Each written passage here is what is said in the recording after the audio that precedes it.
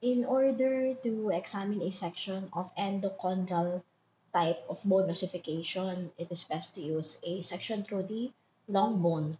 So, the best part of your long bone to examine for the features of endochondral ossification, which primarily occurs in your epiphyseal plate, is this area. Okay? So, or the metaphysis area of your long bone. Okay, here.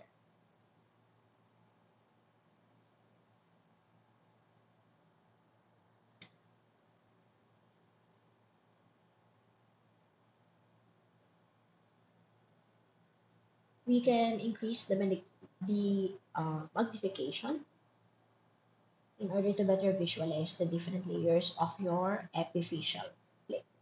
So from here, in this area, this would be your zone of reserve cartilage. You can see your chondrocytes here.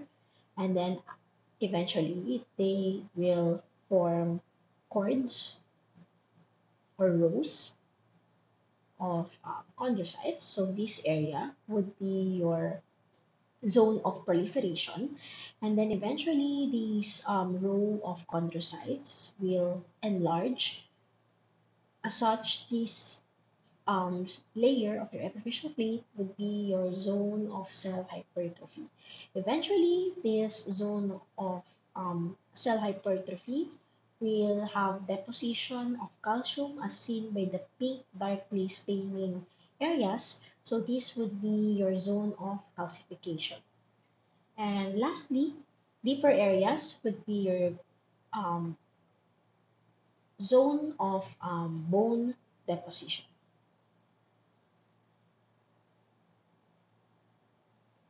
This section also shows your spongy or cancellous type of bone. So you can see here the bone trabecula. And in this specific section, it is easier to see your osteocytes inside the lacuna embedded in your trabecular bone matrix. Although I think in this preparation, um, your osteoblasts, which are supposed to be seen lining the edges of your trabecula, may have been removed during the processing of this tissue section.